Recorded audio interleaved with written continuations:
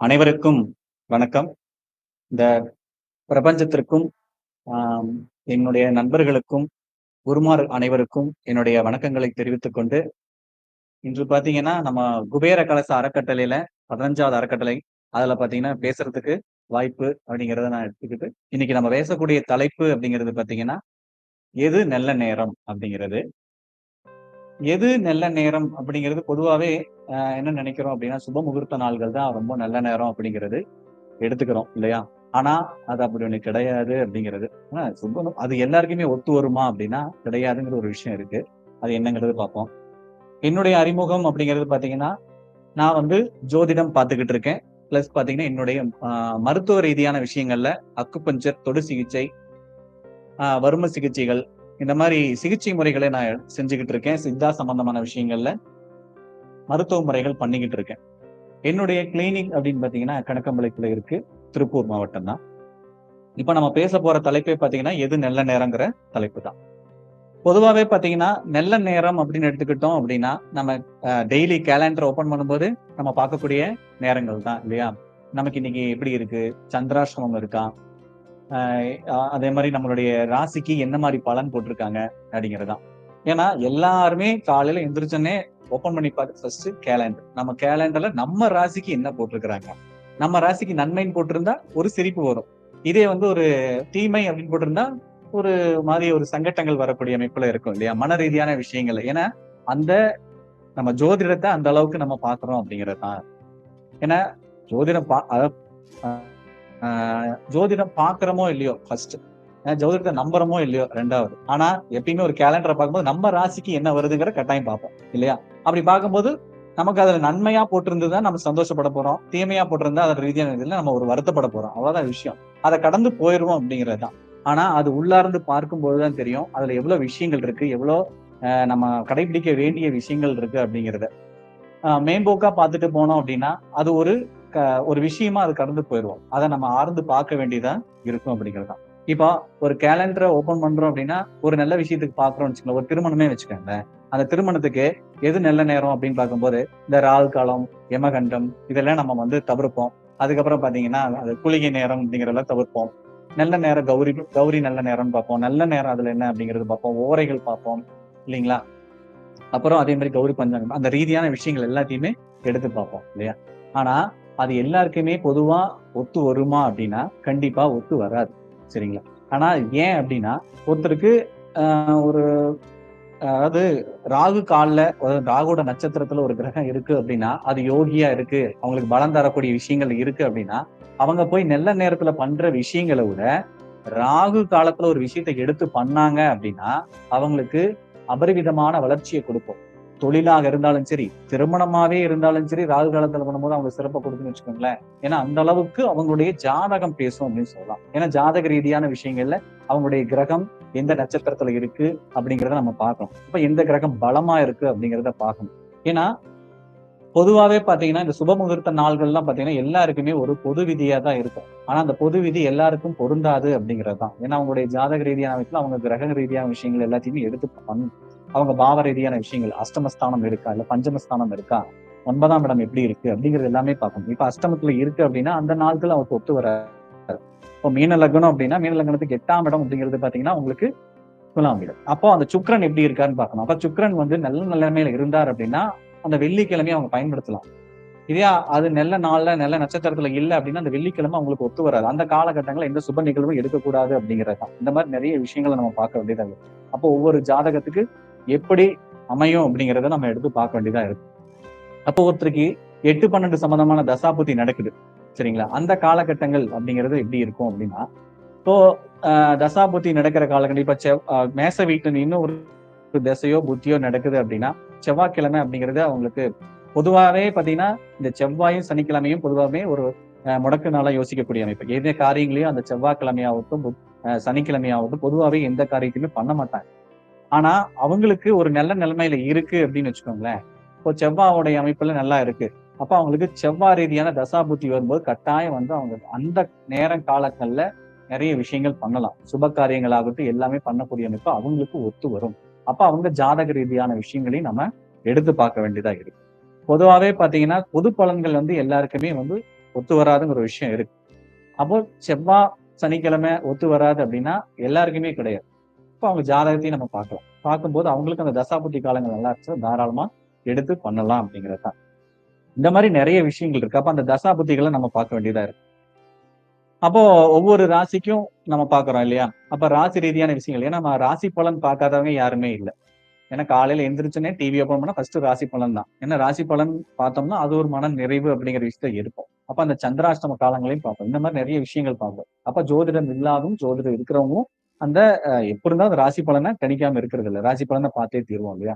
அப்போ அந்த மாதிரி விஷயங்கள்ல நம்ம யூஸ் பண்ற விஷயங்களை நம்ம கரெக்டா பயன்படுத்திக்கிட்டோம் அப்படின்னா, தொழில் ரீதியாவும் சரி, திருமணம் சார்ந்த விஷயங்களாகட்டும் சரி, இல்ல ஒரு சொத்து வாங்குறோம் அப்படின்னாலும் சரி, கரெக்டான காலகட்டங்கள் நம்ம சூஸ் பண்ணி எடுத்தோம் அப்படின்னா, அது நமக்கு நல்ல பலனை கொடுக்கும் அப்படிங்கிறது தான்.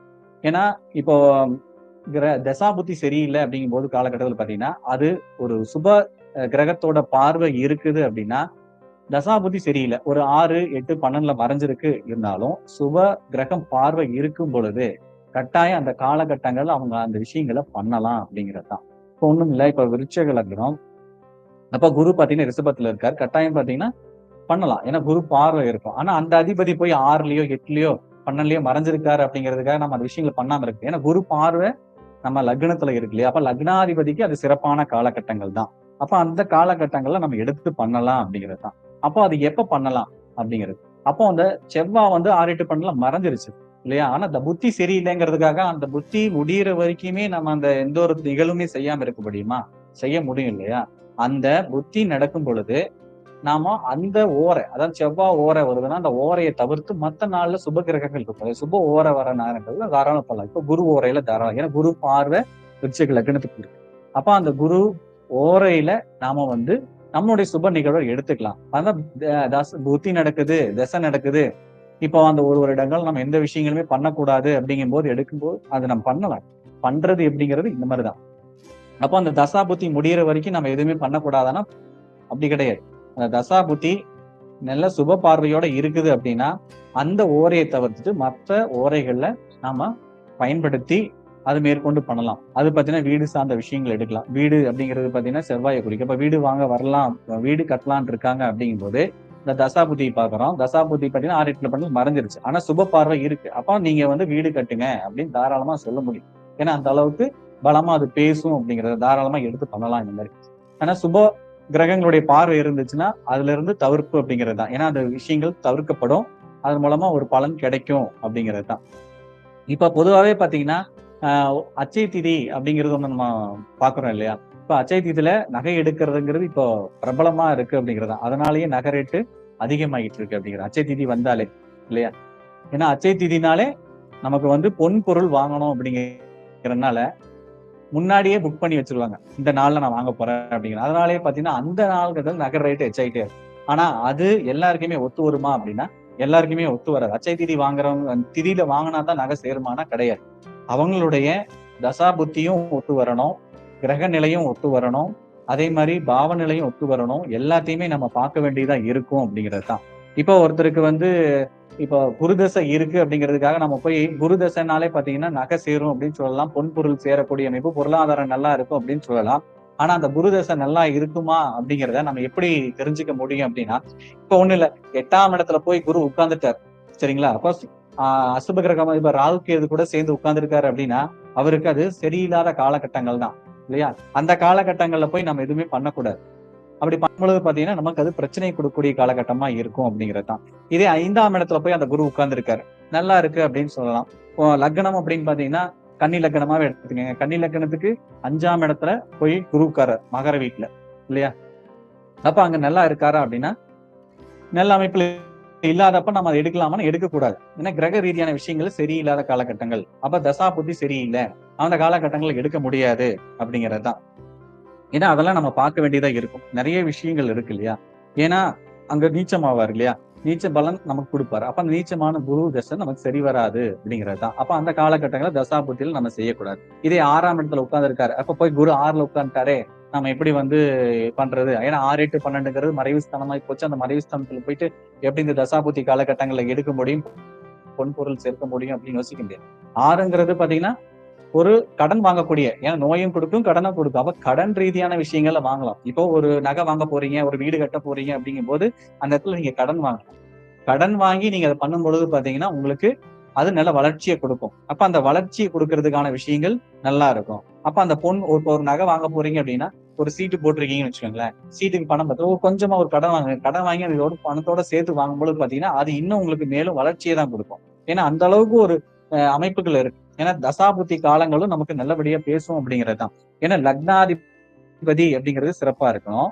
அதே பாவ ரீதியான விஷயங்களையும் சிறப்பா இருக்கணும். தசா புத்திகளும் சிறப்பா இருக்கணும் அப்படிங்கிறது தான். இப்ப பாத்தீங்கன்னா எனக்கு ராகுதசை நடக்குது. எனக்கு நான் மீன லக்னம் ராகுதசை. எனக்கு ராகுதசை நல்லா இருக்கு அப்படின்னு சொல்லி. எனக்கு 11ஆம் இடத்துல நின்னு நடக்குது.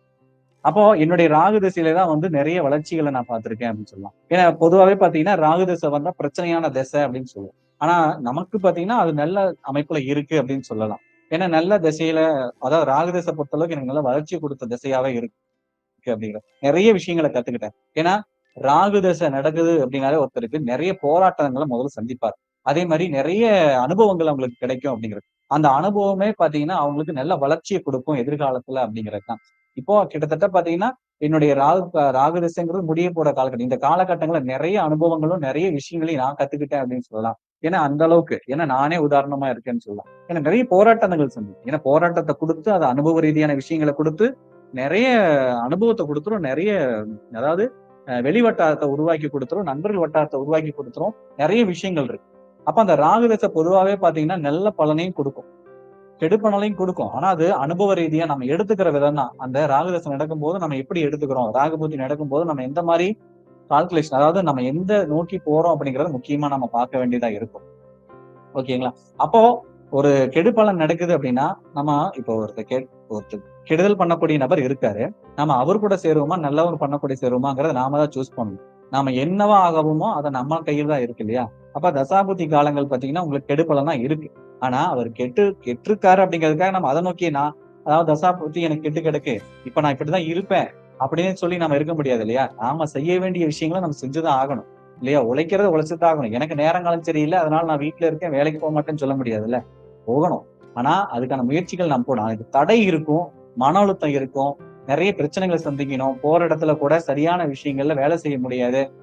மேலதிகாரி மூலமா பிரச்சனைகள் வரும். இல்ல கூட செய்றவங்க மூலமா பிரச்சனைகள் எல்லாமே வரும். அது எல்லாமே உங்களுக்கு ஒரு அனுபவமா இருக்கும். அப்ப அந்த அனுபவத்த நம்ம எப்படி பயன்படுத்திக்கிறோம் விஷயம் தான். அப்போ நிறைய அனுபவங்கள கத்துக்கிறதுக்கு இந்த தசாபுத்தி நமக்கு வேலை செய்யும். அத போய் நம்ம என்னுடைய கிரகம் இந்த மாரி இப்படி வேலை செஞ்சுட்டு இருக்கு அப்படின்னு நம்ம எப்பயுமே அழுத்துக்க கூடாது. இப்போ சனி பகவான் எடுத்தாலே பாத்தீங்கன்னா நிதானமானவர்னு சொல்லலாம். ஏன்னா அவர்தான் நீதிமான்னு சொல்லலாம். ஏன்னா சனி போல் கொடுப்பாரும் இல்லை, கெடுப்பாரும் இல்லைன்னு சொல்லலாம். ஏன்னா சனி பகவான் பொறுத்தளவுக்கு நீதிமான். அப்போ சனியினுடைய அமைப்பு தசாபுத்தி காலம் வருது அப்படின்னாலே அந்த தசாபுத்தி காலங்கள் எப்படி இருக்கும் அப்படின்னா நமக்கு அனுபவத்தை கொடுக்கும் கட்டாயம். நிதானமான விஷயங்கள் தான். எந்த காரியத்தை எடுத்தாலும் தடை இருக்கும். அந்த தடை அப்படிங்கிறதே பாத்தீங்கன்னா அதுல ஒரு படிக்கல்வின்னு சொல்லலாம். அதை கத்துக்கக்கூடிய விஷயத்துல நம்ம கொடுப்பார், நிறைய அனுபவத்தை கொடுப்பார் அந்த மாதிரிதான். அப்ப அந்த காலகட்டங்கள் இப்போ ஒருத்தருக்கு சனி தசையோ சனி புத்தியோ நடக்குது அப்படின்னா அவங்களுக்கு அந்த காலகட்டங்கள், இப்ப தொழில் முயற்சி பண்ணலாமான்னா தொழில் முயற்சி பண்ணலாம். அந்த தொழில் முயற்சி காலகட்டங்கள் ஒரு பொறுமையா தான் பண்ண வேண்டியதா இருக்கும். நீங்க எடுத்த உடனே ஒரு 6 மாசத்துலயோ 1 வருஷத்துலயோ பெரிய லெவல்ல போவீங்க அப்படின்னு சொல்ல முடியாது. அந்த தொழிலை கத்துக்கிறதுக்கான அனுபவத்தை ஃபர்ஸ்ட் கொடுப்பார். அந்த தொழில் நுணுக்கத்தை ஃபர்ஸ்ட் கொடுப்பார். அதுக்கப்புறம் தான் உங்களுக்கு வளர்ச்சியை கொடுப்பார். இந்த மாதிரி நிறைய விஷயங்கள் இருக்கு அந்த தொழில் முனைப்பு. ஒண்ணும் இல்லை, என்னுடைய கஸ்டமரே எடுத்துக்கலாம். நேத்து கூட வந்துட்டு போனாங்க. அவங்க என்கிட்ட ஜாதகம் பார்த்து ஒரு வருஷம் இருக்கும். 1 வருஷத்துக்கு முன்னாடி என்கிட்ட ஜாதகம் பாக்குறாங்க. என்ன சொல்லியிருக்கேன், அவர் ஜாதகத்தை பார்த்து அவங்க சொன்ன விஷயம், நீங்க என்னுடைய பையனுடைய ஜாதகத்தை பாருங்க, பார்த்துட்டு இந்த மாதிரி திருமணம் அப்படிங்கிற விஷயத்த கேட்க வந்தேன். நீங்க திருமணம் அப்படிங்கிறது இவருக்கு வந்து காதல் திருமணம் தான் நடக்கும் அப்படின்னு நீங்க சொல்லியிருந்தீங்க. ஆனா அவங்க என்கிட்ட ஜாதகம் பார்க்க வந்தவங்க என்ன சொன்னாங்க அப்படின்னா, இல்ல எங்களுடைய இதுலதான் நாங்க பார்ப்போம். எங்களுடையதான் இது, காதல் திருமணம்லாம் எங்க இதுல ஒத்து வராது. அப்படி நாங்கெல்லாம் பண்ணோம்னா எங்க சமூகம் வந்து எங்களை ஏத்துக்காது அப்படிங்கிற அளவுக்கு அவங்க பேசிட்டு போனாங்க. அது எப்படி நாங்களாம் ஒத்துக்க மாட்டோம் அப்படின்னு சொல்லிட்டு போனாங்க. ஆனா நேத்து வந்து அவங்க சொல்றாங்க என்ன விஷயம் அப்படின்னா, நீங்க வந்து இவருக்கு காதல் திருமணம் தான் நடக்கும் அப்படின்னு சொன்னீங்க. அதே மாதிரி காதல் திருமணம் தான் பையன் பண்ணான். இப்ப பாத்தீங்கன்னா குழந்தை பிறந்துருச்சுங்க. ஒரு பையன் பிறந்திருக்கிற அப்படி அந்த பையனுக்கு ஜாதகம் பார்க்கணும், ஜாதகம் எழுதணும்னு சொல்லி வந்து சொல்லிட்டு போனாங்க இல்லையா? அப்போ அந்த கிரகம் அப்படிங்கிறது கட்டாயம் அந்த வேலையை செஞ்சிரும். நாம வந்து என்ன முயற்சி பண்ணாலும் அதை நிறுத்த முடியாது. அந்த விஷயத்த நடக்கும்னா நடந்துதான் தீரும். ஏன்னா அந்த அளவுக்கு அந்த கிரக சூழ்நிலையை செய்யும். ஆனா அது போக்குல நாம போனோம் அப்படின்னா கட்டாயம் நமக்கு நல்ல வளர்ச்சி இருக்கும். இல்ல நான் நீ அதாவது கிரகம் சொல்ற மாதிரி நான் செய்ய மாட்டேன், என்னுடைய வழியை தான் நான் பார்ப்பேன் நீங்க போனீங்க அப்படின்னா அதனால வலி வேதனைகள் தான் அதிகமா இருக்கும் அப்படிங்கிறத நீங்க ஃபர்ஸ்ட் புரிஞ்சுக்கணும். ஏன்னா நானும் பாத்தீங்கன்னா ஆரம்ப காலகட்டங்கள் இந்த ஜாதகத்துக்கு அதாவது இந்த ஜோதிடத்துக்குள்ள வரும்போது நான் கிட்டத்தட்ட ஒரு 10 வருடமாக நான் இந்த ஜோதிடத்துல இருக்கேன்னு வச்சுக்கோங்களேன். அதுக்கு முன்னாடி பாத்தீங்கன்னா நானும் இந்த ஜாதகத்தை வந்து ஜாதகம் பாக்குறதே பார்த்து யோசிக்கவே மாட்டேன். என்னடா ஜாதகமா, அதை பத்தி எப்படி பண்றது, என்ன வச்சு என்ன பண்ண போறோம் அப்படிங்கிற அளவுக்கு நம்மளும் யோசிச்சவங்க தான். ஆனா அந்த கிரகம் என்ன உள்ள கொண்டு வந்தது. இப்ப அந்த கிரகத்தை பத்தி நான் பேசுறேன், நட்சத்திரத்தை பத்தி பேசுறேன். அப்ப அந்த அளவுக்கு இந்த கிரகம் நம்மள மேலேத்தி இருக்கு அப்படிங்கிறதா. ஏன்னா அந்த என்ன வேலைகள் நடக்கணுமோ அந்த கிரகம் அதனுடைய வேலையை செஞ்சுக்கிட்டு போகும். அதை நாம இல்ல நான் செய்ய மாட்டேன் அப்படின்னு சொல்லி தள்ளி விட்டுக்கிட்டே போயிட்டே இருந்தோம்னா அது நம்மளை விட்டு போய்கிட்டே இருக்கும். நம்மளுடைய மேன்மையான வளர்ச்சிகள் இருக்காது அப்படிங்கிறது தான். ஏன்னா அதனாலதான் வந்து ஒரு இந்த குரு பயிற்சியோ, சனி பயிற்சியோ, ராகு பயிற்சியோ மாறும் பொழுது ஒவ்வொரு வாட்டியும் நம்ம ஜாதகத்தை பார்த்து நம்மளுடைய ஜாதக ரீதியான விஷயங்கள்ல எப்படி இருக்கு, அதனுடைய பலாபலன்கள் எப்படி இருக்கு அப்படிங்கிறத நம்ம தெரிஞ்சுக்கிட்டு அதுக்கே என்னுடைய வாழ்க்கையை முன்னாடி கொண்டு போய்கிட்டே இருந்தோம் அப்படின்னா நமக்கு நல்ல வளர்ச்சியை கொடுக்கும் அப்படிங்கிறது தான். ஏன்னா அந்த நட்சத்திரமாகட்டும், அந்த நட்சத்திர ரீதியாகட்டும், கிரக ரீதியாகட்டும் நல்ல விஷயங்கள் இருக்கு. அதை நம்ம புரிஞ்சுக்கணும். ஏன்னா பிரபஞ்சம் தான். அந்த பிரபஞ்சம் நம்மளோட எப்பயுமே கனெக்டிவிட்டியா இருக்கும். அப்ப நாம பிரபஞ்சத்தோட எவ்வளவா கனெக்டிவிட்டியா இருக்கோமோ அப்பதான் நமக்கு அது பலனை கொடுக்கும் அப்படிங்கிறது தான். அப்ப அந்த கிரக ரீதியான விஷயங்கள் இப்ப தசாபுத்திகள் நடக்கிற காலகட்டங்கள்ல எந்த மாதிரி கோயிலுக்கு போகணும், எந்த மாதிரி விஷயங்களை பண்ணணும், பண்ணக்கூடாது அப்படிங்கிறத நம்ம தெரிஞ்சுக்கணும். அப்போ உங்க ஏரியால இருக்கிற பக்கத்துல இருக்க ஒரு நல்ல ஜோதிடர்கிட்ட போயிட்டு உங்களுக்கு ஜாதகத்தை கொடுத்து அந்த ஜாதக ரீதியான விஷயங்கள்ல உங்களுக்கு என்னென்ன விஷயங்கள் பண்ணலாம், பண்ணக்கூடாது அப்படிங்கிறத நீங்க கட்டாயம் தெரிஞ்சுக்கணும். தெரிஞ்சுக்கிட்டு அது கொண்டு நீங்க மேற்கொண்டு நீங்க முயற்சி பண்ணும்போது அது உங்களுக்கு நல்ல நேரமாவும் அமையும். ஏன்னா கெட்ட நேரம் அப்படிங்கிறது எப்படி நாம அதை தவிர்க்கும் போது அது நம்ம கெட்ட நேரமா மாறும். அதே நம்ம தெரிஞ்சுக்கிட்டு பண்ணும்போது அது நமக்கு நல்ல நேரமா மாறும். அப்ப நல்ல நேரமா மாத்துறது யார் கையில இருக்கு? நம்ம கையில தான் இருக்கு. சரிங்களா? அதே மாதிரிதான் எந்த நாள்ல செய்யக்கூடாது, எந்த மாதத்துல செய்யக்கூடாதுங்கிற விஷயம்லாம் இருக்கு. இப்ப பொதுவாவே பாத்தீங்கன்னா மொத்தம் 12 மாதம். இந்த 12 மாதத்துல நம்ம எந்தெந்த மாதம் செய்ய மாட்டோம், எந்தெந்த மாதம் எல்லாருக்குமே தெரியும். தமிழ் மாதத்தை பொறுத்த சித்திரை, வைகாசி, ஆனி, ஆடி, ஆவணி, புரட்டாசி, ஐப்பசி, கார்த்திகை, மார்கழி, தை, மாசி, பங்குனி இல்லையா? அப்ப இந்தந்த மாதங்கள்ல எந்தெந்த மாதம் நம்ம சிறப்பா திருமண காரியங்கள் பண்ணுவோம், எது வீடு சார்ந்த விஷயங்களுக்கு எடுப்போம், கோயில் சார்ந்த விஷயங்களுக்கு எது எடுப்போம் அப்படிங்கிறது எல்லாமே நமக்கு பொதுவாவே தெரியும் இல்லையா? இதை நம்ம சொல்ல வேண்டியது இல்லை. ஏன்னா எல்லாருமே தெரிஞ்சுதான் வந்துரும். ஏன்னா அது நம்ம வாழ்க்கையில நடைமுறையில இருக்கிற ஒரு விஷயம் தான். அப்போ ஒருத்தருக்கு பாத்தீங்கன்னா கார்த்திகை மாசம் ஒத்து வராதும்பாங்க, ஒருத்தங்க ஆடி மாசம் ஒத்து வராதும்பாங்க, ஒருத்தங்க ஆவணி மாசம் ஒத்து வராதும்பாங்க, ஒருத்தங்க ஐப்பசி மாசம். அப்போ தமிழ் மாதங்கள்லயே பாத்தீங்கன்னா இத்தனை மாதங்கள்ல அவங்கவுங்க விஷயங்கள்ல ஒத்து வராதுன்னு சொல்லுவாங்க இல்லையா? ஆனா என்ன விஷயம் அப்படின்னா இந்த ஜாதக ரீதியான அமைப்புல நீங்க பார்க்கணும். அப்படி பார்க்கும்போது பாத்தீங்கன்னா தசாபுத்தி காலங்கள் நடக்கும் பொழுது உங்களுக்கு ஒரு சுப கிரகத்தோட தசாபுத்தி இப்ப சுக்கரனுடைய தசாபுத்தியோ நடக்குது அப்படிங்கும்போது பாத்தீங்கன்னா உங்களுக்கு நல்ல நிலைமையில இருக்கு. 3, 8, 12 மறையாம மறைவு ஸ்தானத்துல இல்லாம நல்ல புத்தி நல்ல கிரக சேர்க்கையோட ஒரு புத்தி நடக்குது அப்படின்னா அப்போ நீங்க எந்த மாதிரி விஷயங்கள் எடுத்து பண்ணலாம்? அப்ப ஆடம்பரமான லக்ஸுரியான வாழ்க்கையை நீங்க வாழ முடியுமா? வாழ முடியும் அப்படிங்கிறதான். ஏன்னா சுக்கிரனை பொறுத்தளவுக்கு சிற்றின்பக்காரகன் சொல்லலாம். சிற்றின்பக்காரகன் என்ன? நம்மளுடைய வாழ்க்கையில நம்ம அன்றாடம் செய்யக்கூடிய விஷயங்கள் தான். அப்ப அந்த விஷயங்களை நம்ம ப்ராப்பரா செய்ய முடியுமானா செய்ய முடியும். அப்ப அந்த தசாபுத்தி காலங்கள் நமக்கு ரொம்ப ஒத்துழைப்பு கொடுக்கும் அப்படின்றதான். அப்போ இந்த நாளும் அப்போ இப்ப சுக்கிரன் மறைவு ஸ்தானத்துல இல்லாம நல்ல நாள்ல இருக்காரு அப்படின்னா கட்டாயம் வெள்ளிக்கிழமை நாள்ல நீங்க எந்த ஒரு சுப காரியங்களும் எடுத்து பண்ணலாம் அப்படிங்கிறதா. என்னையே எடுத்துக்கலாம். ஏன்னா என்னுடைய யோகி நட்சத்திரமே பாத்தீங்கன்னா பூர நட்சத்திரம் தான். அப்ப பூரத்தோடைய அமைப்பு ஆண்டாள். நான் எப்பயுமே ஆண்டாள் வழிபாடு எப்பயுமே எடுத்துப்பேன். என்னோட மொபைல்ல பாத்தீங்கன்னா ஸ்கிரீன் அதாவது ஸ்கிரீன்லயே பாத்தீங்கன்னா ஆண்டாள் படத்தை தான் வச்சிருப்பேன். டெய்லியும் எந்திரிச்சோடனே ஃபர்ஸ்ட் ஆண்டாள் முகத்தை பார்த்துட்டு தான் என்னுடைய அடுத்த கட்ட நகர்வையே நான் செய்வேன். எப்பயுமே அன்றாட வாழ்வுல அப்படிங்கிறது. ஏன்னா ஏன்னா என் லக்னத்துக்கு 8ஆம் அதிபதி அப்படிங்கிறது பாத்தீங்கன்னா சுக்ரன். அவரு போய் ராகுவோட சேர்ந்துட்டார். அசுப கிரகத்தோட சேர்ந்துட்டார். ஆனா 11ஆம் இடத்துல இருக்கார். சரிங்களா? என்னுடைய 3, 8, 12 தான். 3, 8 புரியவர். 3, 8 மறைவு ஸ்தான அதிபதி தான். ஆனா அவரு நல்ல அமைப்புல இருக்காரு. ஆனா என்னுடைய யோகி நட்சத்திரமா 3, 8, 12 மறைவு ஸ்தானத்துல இருக்காரு. ஆனா பிரச்சனையான அமைப்புல அந்த கிரகம் இருக்கு. ஆனா என்னுடைய யோகி நட்சத்திரத்தை பாக்குறோம். யோகி நட்சத்திரம் பாத்தீங்கன்னா பூரம் தான்.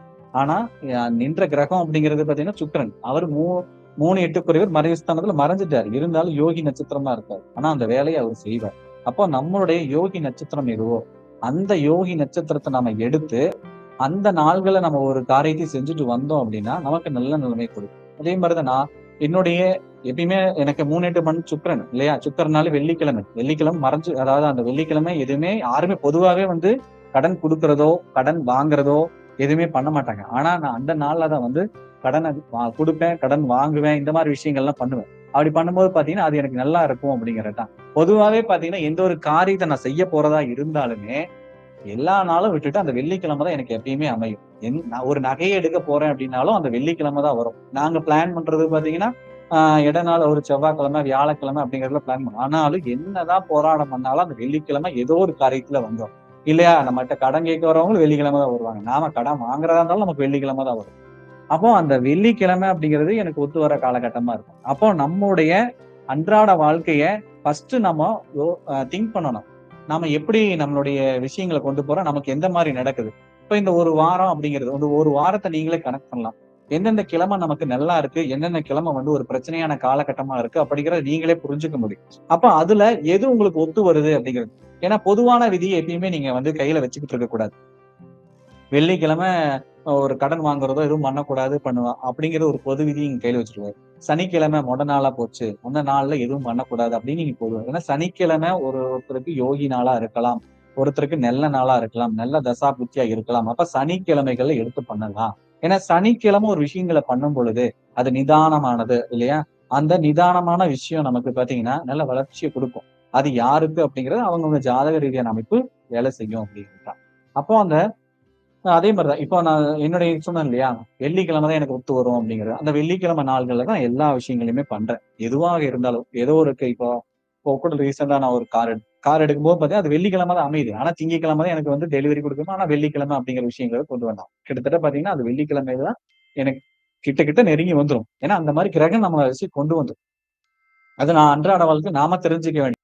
ஜோதிடராக இருந்தாலும், இல்ல அன்றாட மக்களா இருந்தாலும் நம்ம தெரிஞ்சுக்கலாம். ஏன் நம்முடைய வாழ்க்கையில எந்த கிழமை, எந்த நாள் ஒத்து வரும் அப்படிங்கிறத நாமளே தெரிஞ்சுக்க முடியும். தெரிஞ்சுக்கிட்டு அதுக்கு தகுந்த மாதிரி நம்ம மூவ் பண்ணலாம்.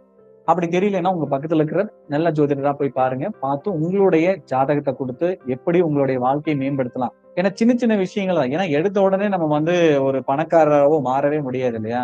ஆனா அதுக்கான உடல் உழைப்பு வேணும், அதுக்கான அனுபவங்கள் வேணும், அதுக்கான விஷயங்கள நம்ம செய்யணும். அதை எப்படி செய்யணும்? ஏன்னா முதல் படி எடுத்து வைக்கும் பொழுதே பாத்தீங்கன்னா, கரெக்டான விஷயங்கள எடுத்துக்கிட்டே வந்தோம்னா, அடுத்தடுத்த படிகள் நமக்கு நல்ல வளர்ச்சிய குடுக்கும் அப்படிங்கிறது தான். அப்ப அதை எப்படி எடுத்து வைக்கணுங்கிறத ஃபர்ஸ்ட் நம்ம தெரிஞ்சுக்கணும். அப்ப அதை எப்படி தெரிஞ்சுக்கிறதுனா இதுதான். ஏன்னா கிரக ரீதியான விஷயங்கள் நம்ம ஜாதகத்த ஆய்வு பண்ணணும். நம்ம ஜாதகத்த நாம ஆய்வு பண்ணிக்கிட்டே இருந்தோம் அப்படின்னா, நமக்கு நல்ல வளர்ச்சிய குடுக்கும் அப்படிங்கிறது தான்.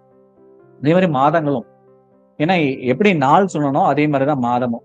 ஏன்னா பொதுவாக பாத்தீங்கன்னா ஒரு சிலருக்கு ஒரு மாதம் ஒத்து வராதுங்கிறது இருக்கும் அவங்களுடைய விஷயங்கள்ல. ஏன்னா பங்குனி மாசம் எதுவும் பண்ண மாட்டேம்பாங்க, ஆடி மாசம் எதுவும் பண்ண மாட்டேம்பாங்க. ஆனா சில பேருக்கு ஆடி மாதம் ஒத்து வரும். அந்த ஆடி மாத காலங்கள் தாராளமா பண்ணக்கூடிய அமைப்புல இருக்கு. அது என்ன மாதிரி விஷயங்கள்? முடிஞ்ச அளவு சுப காரியங்களை விட்டுட்டு ஒரு வீடு வாங்குறதோ, வீட்டுக்கு அட்வான்ஸ் கொடுக்கறதோ, இந்த மாதிரி தாராளமா பண்ணலாம். மேக்ஸிமம் பாத்தீங்கன்னா ஆடி மாசம் பொதுவா எதுவும் செய்ய மாட்டாங்க. பெரிய காரியங்கள் சின்ன சின்ன விஷயங்கள் நம்ம எடுத்து பண்ணலாம். நம்ம வாழ்க்கைக்கு தேவையான விஷயங்களை எடுத்து பண்ணலாம்.